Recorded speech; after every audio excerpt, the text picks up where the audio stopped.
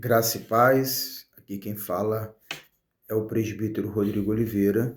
Estamos aqui mais uma vez para gravar o estudo.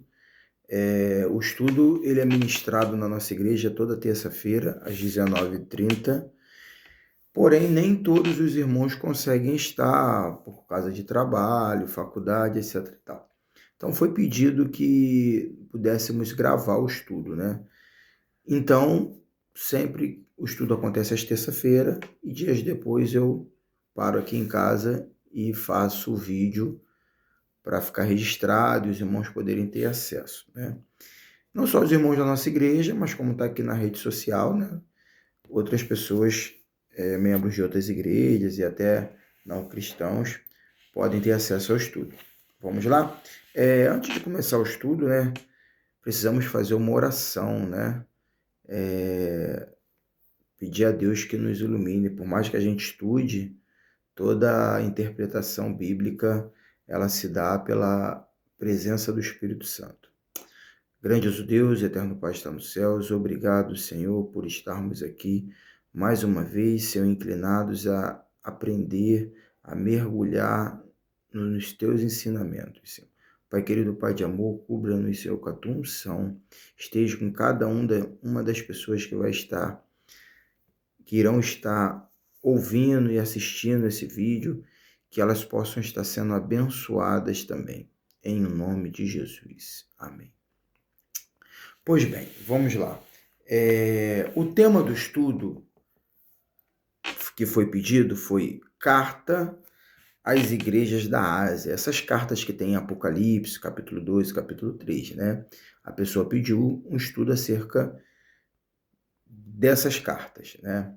Ela não falou especificamente quais são as dúvidas, mas a gente imagina que essas cartas elas ficam aqui no capítulo 2, capítulo 3 de Apocalipse, e parece assim, quando você começa a estudar, parece que elas foram colocadas aqui meio que fora de ordem, né? O livro de Apocalipse é meio que confuso nesse sentido. Na verdade, parece que são pedaços de revelação que foram colocados, enfim. Não existe uma certeza da ordem cronológica dos textos de Apocalipse, né? Mas, com um pouco de estudo, dedicação e misericórdia da parte de Deus, a gente consegue entender boa parte, né? Primeiro, em relação às cartas, é um tema muito extenso, né?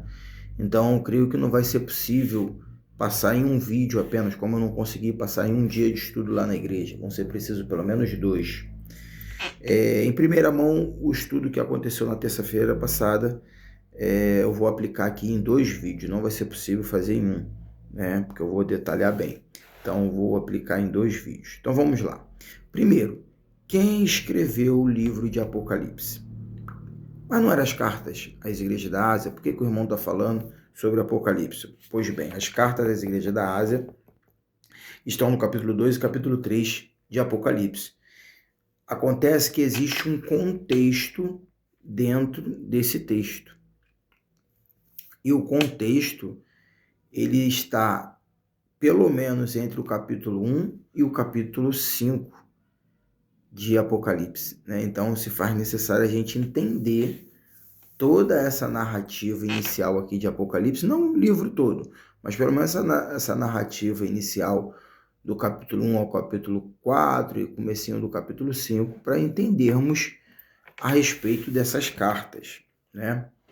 E por isso nós vamos fazer esse primeiro vídeo como introdução. Nós vamos estudar o primeiro capítulo de Apocalipse, para depois, e aí depois vamos entrar num contexto histórico no segundo vídeo, para num terceiro vídeo, terceiro momento, podermos estar detalhando as cartas às igrejas da Ásia. Até porque precisamos ter esse entendimento prévio de introdução ao livro de Apocalipse e precisamos entender o contexto histórico dessas cartas para que possamos aí então, em um terceiro momento, entender verdadeiramente as cartas, ok? Então vamos lá. Primeiro, quem escreveu o livro de Apocalipse foi o evangelista João, chamado de evangelista, chamado de apóstolo, chamado de discípulo de Jesus. João, né? João, irmão de Tiago e tal. Esse João, ele foi julgado, foi perseguido, como todos os apóstolos ali no primeiro século depois de Cristo, e ele foi julgado, só que ao invés de ele ser crucificado, esfaqueado, enforcado, etc e tal, ele foi condenado a ficar numa ilha de Pátimo. Essa ilha era uma ilha deserta, com animais ferozes e tal, então quem era posto lá geralmente entrava em desespero, em depressão, enfim, ou ficava com fome, ou algum animal vinha e comia a pessoa, enfim, morria lá na ilha. Então João foi colocado na ilha de Pátimo. Quando ele chegou na ilha de Pátimo, tem uma coisa interessante que serve de aprendizado para a nossa vida. Imagine você sofrendo uma condenação, como João estava sofrendo, sendo jogado lá na ilha de Pátimo. E uma condenação injusta, né? Porque ele estava fazendo a vontade de Deus, estava sofrendo perseguição. Então, João é colocado lá na ilha de Pátimo. Qualquer pessoa no lugar dele ia entrar em desespero, né? Ia gritar, ia reclamar com Deus, ia blasfemar, enfim. Mas João, ao que parece, entrou em contato com Deus, começou a orar, começou a louvar, começou a adorar o nome de Deus, assim como Paulo e Silas na prisão também adoraram ao Senhor, e João estava em adoração, e por estar em adoração, o Senhor veio até ele, né? O Senhor veio até ele e entregou esse livro maravilhoso, né? Então nós vamos ler esse livro, esse capítulo 1, para entender o contexto em que situação João se encontrava e quais são as palavras introdutórias para se entrar no capítulo 2 e capítulo 3, que são as cartas às igrejas da Ásia, ok? Então vamos lá. Primeira questão é o seguinte: João escreve o livro em grego, porém João ele tem uma língua materna, assim, que a gente fala hoje em dia, né? Uma língua de origem, língua que ele cresceu, que é o hebraico. Só que ele escreve o livro em grego. Ele também falava grego, né? Ali no primeiro século, a cultura que existia era a cultura helenista, né? Embora já tinha caído o Império da Grécia, mas estava no Império Romano, e Grécia e Roma fizeram um acordo ali para não ter muita confusão. Então, a cultura grega permanecia naquele momento. Então, João escreve, assim como ele escreveu o Evangelho e as cartas, ele escreve em grego. Porém, quando ele escreve o Evangelho e as cartas dele, ele está na igreja ou na casa dele em algum lugar, e ele tinha auxiliares para ajudar ele a escrever, né? Já em Pátimo, na ilha, ele não tinha auxiliares para ajudar ele a escrever. Ele tinha Deus falando com ele, ele entendia, ele pensava e ele escrevia. Imagine você que de repente começa a aprender de maneira prática uma outra língua, um espanhol ou um inglês, enfim. Mas você é brasileiro, cresceu aprendendo português, e depois você aprende uma outra língua. E aí você começa a pensar em algo, né? E você vai escrever aquilo que você está pensando. O seu pensamento está nessa língua nova que você aprendeu, ou o seu pensamento está na sua língua mãe, na sua língua matriz, né? Então, João pensava em hebraico e escrevia o livro em grego. Por pensar em hebraico, ele usa muitas expressões do hebraico. Ele usa simbolismos do hebraico, só que ele escreve em grego. E aí, depois do grego, esse texto foi traduzido para o latim, do latim para o alemão, do alemão para o inglês, do inglês para o português. Então, olha quanta tradução. E aí chega aqui para a gente, em português, um pouco que confuso, né? Porque nós não somos hebreus, nós não crescemos na língua hebraica, então fica difícil um pouco entender. Então, qual o mecanismo que usamos para entender isso? Primeiro, crítica textual, mas não é criticar a palavra de Deus, não. Crítica textual no sentido de pegar palavra por palavra ou aquelas palavras um pouco mais complexas e procurar entender essa palavra lá no original e como o que ela significava no original. No original que eu digo na cabeça de João, né? No hebraico. Que como que ela se dava no hebraico, que ele escreveu em grego e veio parar nas nossas mãos em português. Essa é a grande chave para entender o capítulo 1 de Apocalipse com essas colocações tão simbólicas, né? Então vamos lá. Começando, eu creio que você já está com a sua Bíblia na mão, Apocalipse capítulo 1, né? A partir do verso 1. Então diz assim, ó. Revelação de Jesus Cristo. Primeira frase. Revelação de Jesus Cristo. Repare que ele já está dando ênfase ao modelo de literatura, ênfase à característica do livro, ok? Ênfase ao gênero literário, que ele vai começar a falar. E especificar também uma diferença em relação aos outros livros da Bíblia. Porque ele começa falando que é uma revelação. Revelação é algo novo, algo que você não sabia nada daquilo, e você recebe aquela novidade. Aquilo é revelação, está sendo revelado para você algo novo, né? A Bíblia, de Gênesis até aqui, existem algumas revelações, ou melhor, muitas revelações. Mas não existe livros inteiros da Bíblia, fora o Apocalipse, que seja revelação. Por isso que Apocalipse começa com revelação. Por exemplo, Gênesis, Êxodo, Gênesis foi inspirado por Deus. Moisés escreveu inspirado por Deus. Mas não foi uma revelação. Deus não veio falar com Moisés do jeito que veio falar com João. O livro de Gênesis, tudo que está escrito ali era de conhecimento um tanto que popular, e Moisés, com orientação de Deus, foi colocando, né, formatando um livro, fazendo a convergência entre o que já se sabia e o que Deus tinha explicado para Moisés.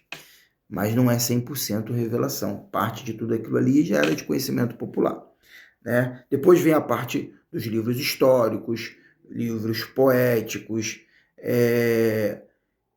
tem os evangelhos, que também... evangelho não é revelação? Não. Ninguém chegou para o escritor ali dos evangelhos e revelou no ouvido dele.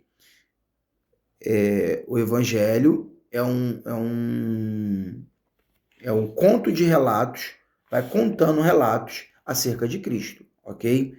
Quando chega em João, no Evangelho de João, parte é contar relatos e parte já é estudo teológico. Quando entra em Atos, Atos já é um livro histórico, né? Aí quando entra nas cartas, as cartas, existem as cartas ali do Novo Testamento, que começa ali Romanos, Coríntios, etc. e tal. As cartas, elas são sempre respostas de algo que estava acontecendo. Mas isso a gente vai falar mais para frente. Mas o interessante aqui é que ele começa o livro de Apocalipse dizendo revelação. Revelação, ou seja, o Senhor veio e falou comigo e me revelou. Ele não veio tratar comigo uma dúvida do meu coração, ele não veio tratar comigo uma situação que estava acontecendo que eu tinha que resolver. Ele veio me trazer uma revelação, ok? Então, revelação de Jesus Cristo, o qual Deus lhe deu para mostrar aos seus servos as coisas que brevemente devem acontecer. Como assim brevemente? Né? Brevemente dá a entender que é daqui a pouco, né? E já tem mais de 2000 anos. Algumas coisas já aconteceram, né? Mas existe muita coisa para acontecer. Como assim brevemente? Se você, perdão, buscando lá no original, a palavra no lugar de brevemente é entachei, que a palavra em português que mais se assemelha a entachei é iminente, tudo ao mesmo tempo. O que significa isso? Ele está dizendo que essa revelação que ele está trazendo, ela chega, acontece tudo ao mesmo tempo. Ou seja, é um encadeamento de fatos acontecendo. O que foi levado para as igrejas da Ásia aconteceu. Embora tenha muita revelação também para os dias de hoje, para o futuro, mas aconteceu nas igrejas da Ásia, ali naquela região. Quando chega no capítulo 5, começa a se falar de escatologia. E aí, essa palavra nos revela, nos traz o entendimento de que o plano escatológico, ele não se dá num desdobramento ao longo de anos. Ou seja, o plano escatológico, a abertura dos selos, né, etc. e tal, não é algo que vem acontecendo desde a morte de Cristo e já estamos 2000 anos aí sofrendo com isso, com essas tribulações, etc. e tal. Não, não é isso. Quando começar a abrir os selos, quando começar verdadeiramente a acontecer o que está ali do capítulo 5 em diante de Apocalipse, vai ser uma sequência de situações que vão acontecer, ok? Muito bem. Devem acontecer, e pelo seu anjo as enviou e as notificou a João, seu servo. Repare que aqui ele está dizendo que um anjo trouxe as informações para ele. Só que mais na frente, por que eu vou falar isso agora? Porque lá mais na frente, ele fala que o próprio Jesus aparece para ele. Só que aqui ele fala que Deus enviou a mensagem através de Cristo. Aí ele fala que um anjo apareceu para ele. Depois ele vai falar que o próprio Jesus, ele viu o próprio Jesus. Enfim, João fica um tanto que perdido, um tanto que... Perdido não seria a palavra correta. Um tanto que... sem saber como explicar o que estava acontecendo. Ele estava num êxtase espiritual tão grande, mas tão grande, que ele não conseguia explicar direito o que ele estava vendo, o que ele estava ouvindo, o que estava acontecendo, ok? Na verdade, o que estava acontecendo era o seguinte: o Senhor Jesus aparece para ele,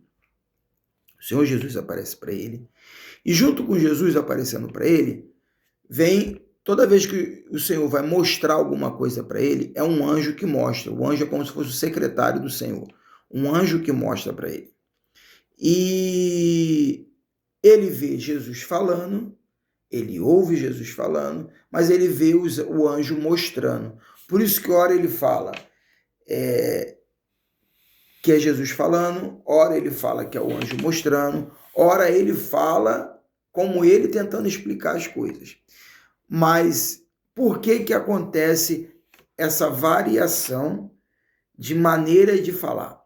Porque João não tinha um secretário, igual tinha nos outros textos que ele havia escrito. Ele não tinha um secretário ali. Então ele pensava em hebraico, escrevia em grego, e a maneira como ele ia pensando, ele ia tentando escrever. Às vezes fugia um pouco da concordância nominal, concordância verbal, fugia um pouco... os simbolismos, e trazia um simbolismo hebraico para uma língua grega, e aí causava esses embaraços. Né? Verso 2: o qual testificou da palavra de Deus e do testemunho de Jesus Cristo. Vamos lá.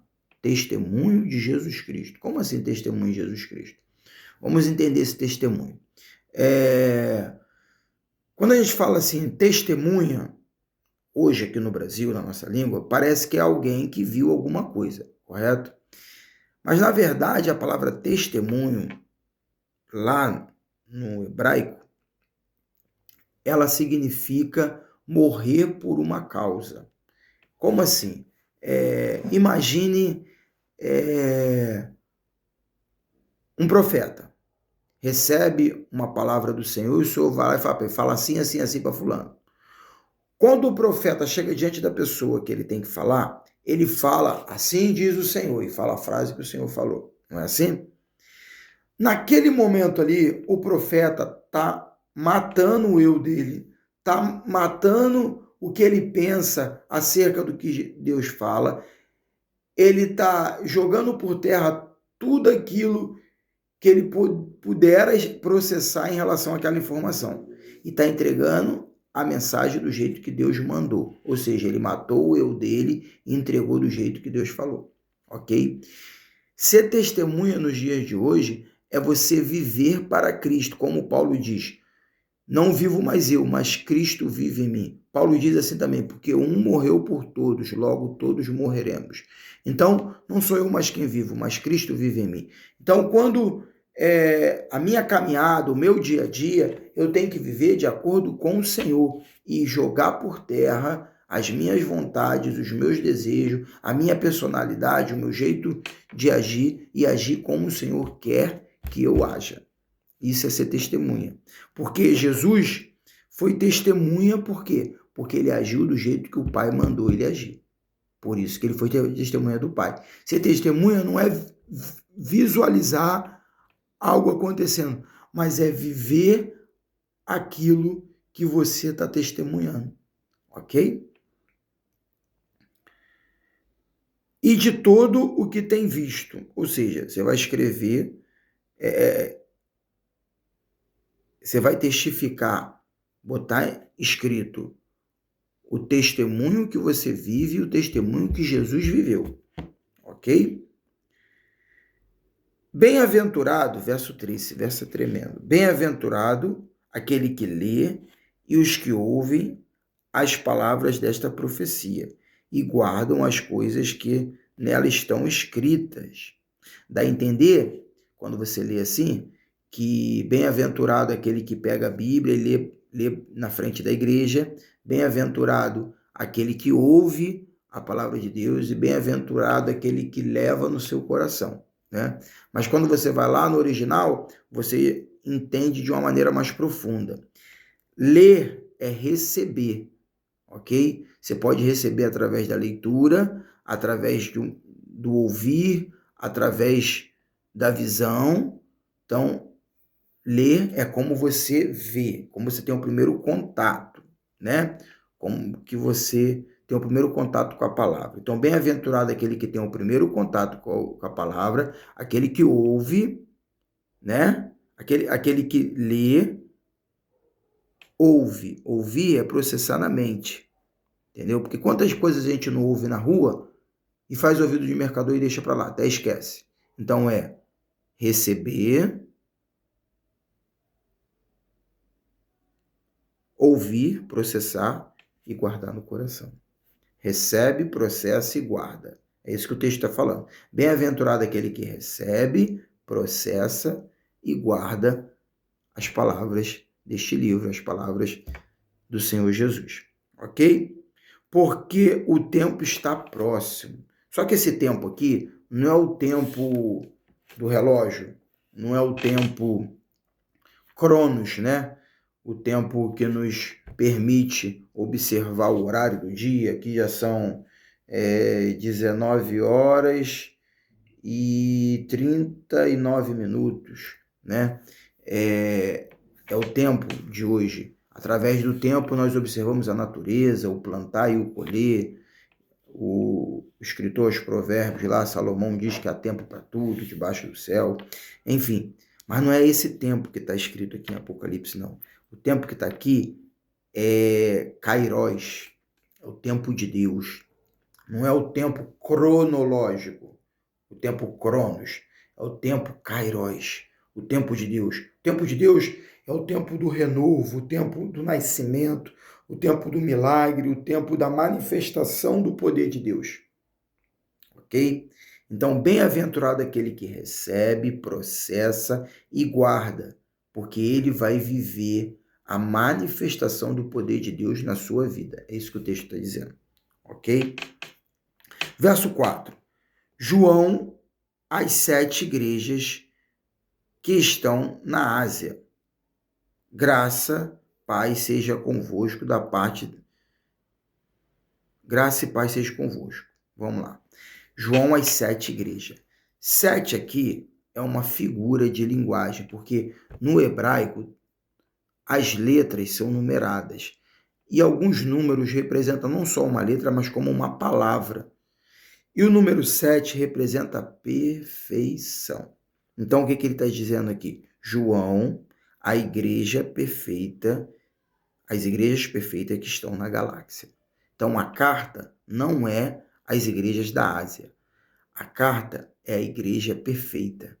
Como assim igreja perfeita, se lá no capítulo 2 começa a mostrar os defeitos da igreja, os problemas que tem na igreja? Tem um louvor muito bacana que retrata muito bem isso, que diz assim: dentro da igreja tem uma igreja espiritual. Vou repetir. Dentro da igreja tem uma igreja espiritual. Então, dentro da igreja existem pessoas que estão adorando o Senhor em espírito e em verdade.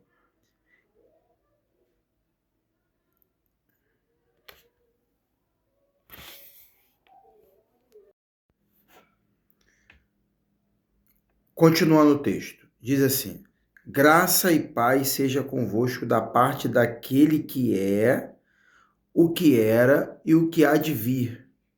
Ou seja, ele está dizendo que é da parte daquele que está presente em todo o tempo, desde o princípio, no presente, o que há de vir. Vou explicar melhor isso aqui mais para frente. E dos 7 espíritos que estão diante do seu trono, e da parte de Jesus Cristo, que é a fiel testemunha, o primogênito dos mortos, príncipe dos reis da terra, aquele que nos ama e em seu sangue nos lavou dos nossos pecados. O que quer dizer isso? Ele está dizendo que a palavra é em nome do Pai, do Filho e do Espírito Santo. Só que ele está usando figura de linguagem hebraica, né? A figura de linguagem hebraica para o Pai é aquele que é, que era e há de vir. A figura de linguagem para o Espírito Santo é 7 espíritos, espírito perfeito. Figura de linguagem para Cristo é o Filho, testemunhas, que é fiel testemunha. Então vamos lá. O Pai está desde o princípio, o Filho é fiel testemunha e o Espírito Santo é perfeito. Por que ele usa, o que chama atenção aqui, que ele usa a figura de Jesus como testemunha, mas isso eu já expliquei aqui há 2 versos atrás, aqui o 3, que testemunha é aquele que morre por uma causa. Por isso que ele diz que o Filho é testemunha perfeita. E já expliquei que o 7 o número 7 é perfeição, espírito perfeito. Por que ele diz que o Espírito Santo é o Espírito perfeito? Porque pregava-se que o Deus Todo-Poderoso, que o povo de Israel servia o Deus Todo-Poderoso, fez os céus e a terra, Deus de Abraão, Isaac e Jacó, que estava no princípio, está agora, estará eternamente, perfeito. Depois esse Deus se fez carne, habitou entre nós, só que agora esse Deus vive em espírito. E como provar que esse Deus vive de verdade, né? Aí ele diz, espírito perfeito, ok? Então esses versos, final do verso 4 e o verso 5, resumindo, se fosse escrever em português, né? No original fosse em português, ele dizia em nome do Pai, do Filho e do Espírito Santo, ok? As narrativas que se apresentam aqui no texto original, figura de linguagem hebraica, ok? Verso 6. E nos fez reis e sacerdotes para Deus, o seu Pai. A ele a glória e o poder para todos sempre. Amém. Por que ele está dizendo que o Senhor nos fez reis e sacerdotes? Porque rei e sacerdote são as duas figuras na terra de idolatria. É muito comum haver idolatria para com as autoridades desse mundo, para com os reis, e é muito comum ter idolatria para com os sacerdotes, para com as autoridades eclesiásticas. O que ele está dizendo aqui? Você, autoridade, do mesmo jeito que os reis e sacerdotes da época se remetiam ao imperador, ele está dizendo que você é rei, que você é sacerdote, você vai se remeter ao Senhor Todo-Poderoso, ok? Que não é o imperador, é nosso Deus Todo-Poderoso que se fez carne, habitou entre nós, hoje habita no nosso meio em espírito, o Espírito perfeito, ok?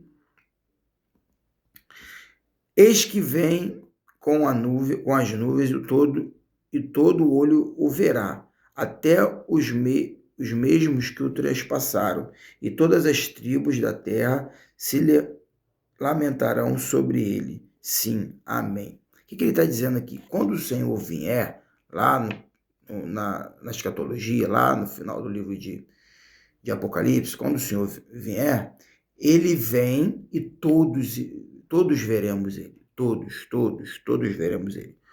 Quem está morto vai levantar, e, enfim, todos veremos ele. E toda língua confessará que ele é o Senhor. Toda língua confessará, sendo salvo ou não salvo. Depois de ver ele em sua glória, vindo buscar a sua igreja, toda língua confessará que ele é o Senhor. Verso 8, né? Eu sou o alfa e o ômega, o princípio e o fim, diz o Senhor, que é o que era, o que há de vir, o Todo-Poderoso. Ele está reafirmando aqui a figura do Deus Todo-Poderoso, né? Repare que ele varia muito. Ora ele fala na primeira pessoa, ora ele fala se explicando, ora ele diz que o Senhor falou com ele.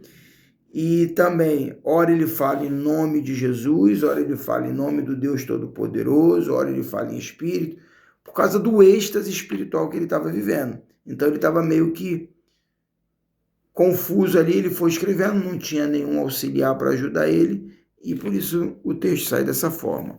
Eu, João, verso 9, eu, João, que também sou vosso irmão e companheiro na aflição e no reino e na paciência de Jesus Cristo, estava na ilha chamada Pátion.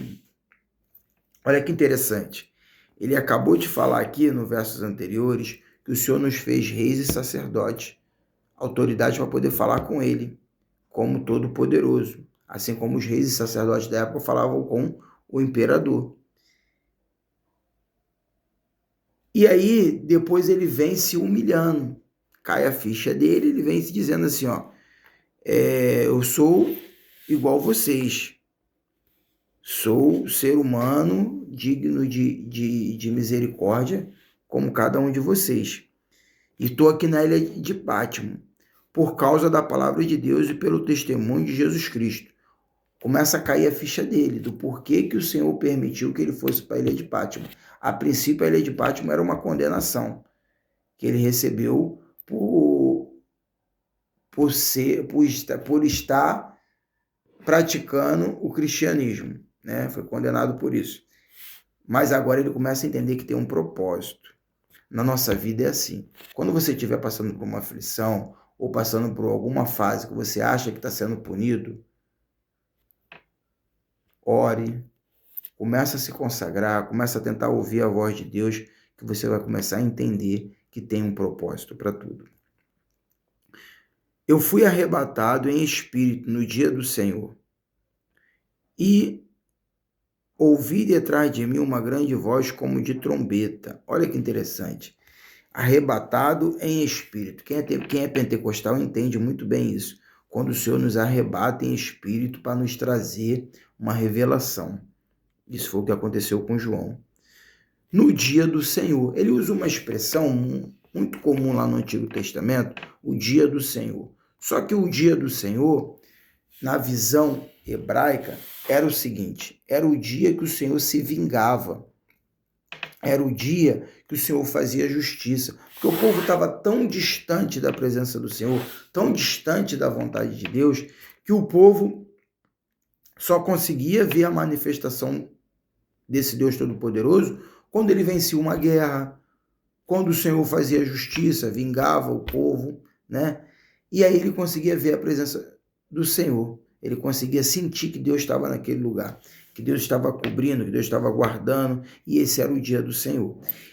E aqui, João vem e quebra toda essa ideia de que o dia do Senhor é o dia da vingança, e diz o seguinte, que no momento que ele foi arrebatado, né, ele diz assim, no dia do Senhor, eu vi por detrás de mim. Ou seja, o dia do Senhor é o dia que você está na presença do Senhor. É o dia que você está na presença do Senhor. Esse é o dia do Senhor. Voltando aqui no verso 3, aquele que ouve, né, que recebe a palavra, que processa e que guarda e que vive o tempo do Senhor, esse verdadeiramente entende que esse é o dia do Senhor. O dia do Senhor é o dia que você está na presença do Senhor. Se você vive na presença do Senhor, o dia do Senhor chegou na sua vida. Amém? Que dizia, o que vês, escreve-o em um livro. Isso é o Senhor Jesus falando para ele. Envia-o às 7 igrejas que estão na Ásia. A Éfeso, a Esmina, a Pérgamo, a Tiatira, a Sardo e a Filadélfia, Laodiceia. E virei-me para ver quem falava comigo. E virando-me, vi 7 castiçais de ouro. Olha que interessante, voltando aqui.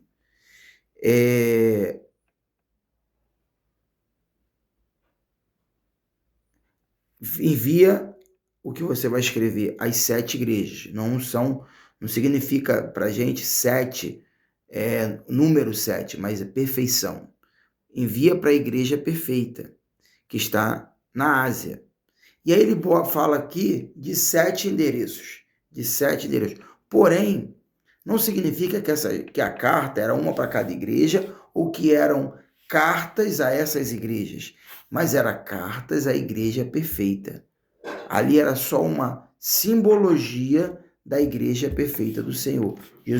O Senhor usa aqui o número 7 para simbolizar a perfeição da igreja. Essas cartas passaram por essas 7 igrejas e percorreram todas as igrejas que havia naquela época. Ok? E virei-me e vi alguém que falava comigo. E virando-me vi 7 castiçais de ouro. Ou seja, ele viu lá com o Senhor 7 castiçais de ouro. Castiçais aqui são as igrejas.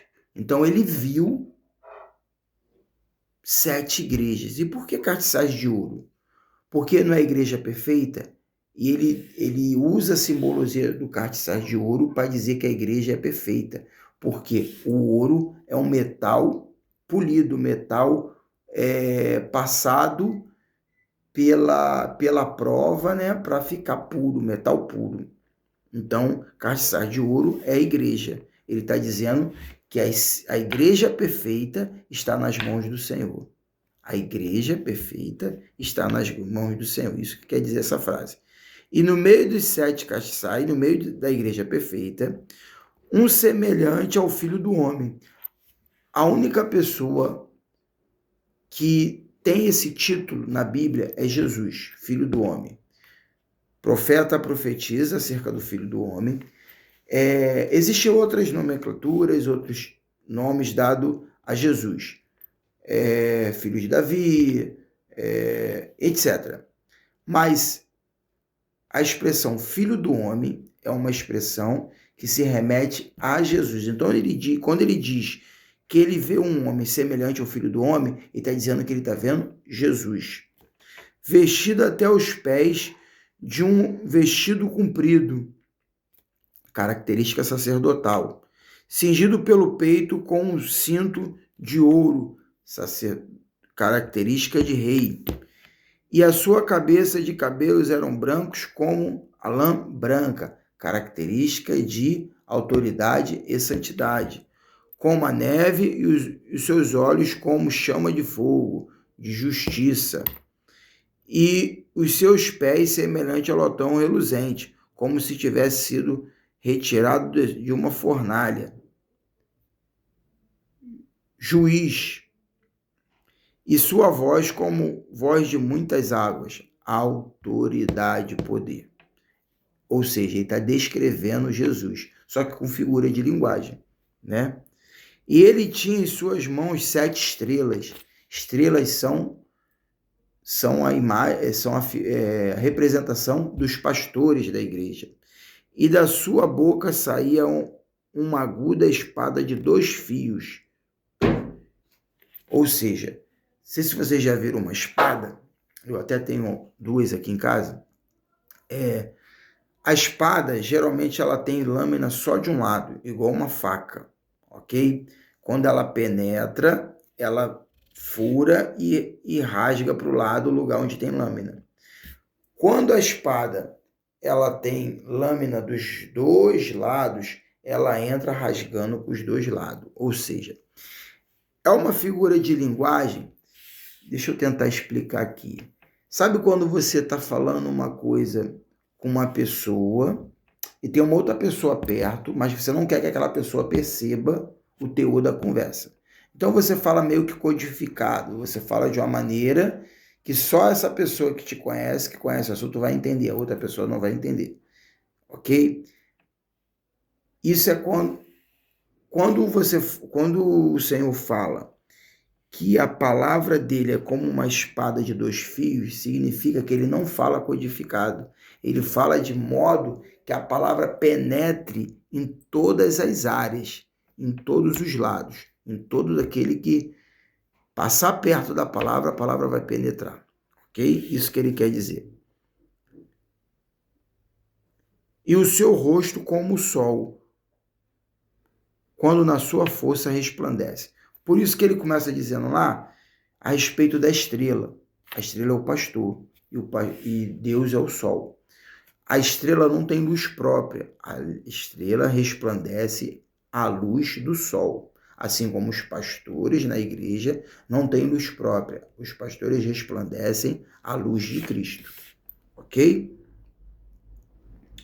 E eu, quando vi, caí aos seus pés como morto. E ele pôs sobre mim a sua destra, dizendo-me, não temas, eu sou o primeiro e o último. Ou seja, se prostrar era uma prática comum dos profetas quando estavam diante de Deus. Eles se prostravam de medo, com medo de ser morto, porque eles sabiam que eles não eram puros, sabiam que eles eram pecadores, então eles tinham medo de chegar diante do Senhor e morrerem. E foi isso que João fez. Quando João chegou perto do Senhor, ele se prostrou com medo. E o Senhor põe a mão sobre a cabeça dele e fala, não temas, eu estou contigo. Eu sou aquele que acabei de falar contigo, que eu sou o princípio e o fim.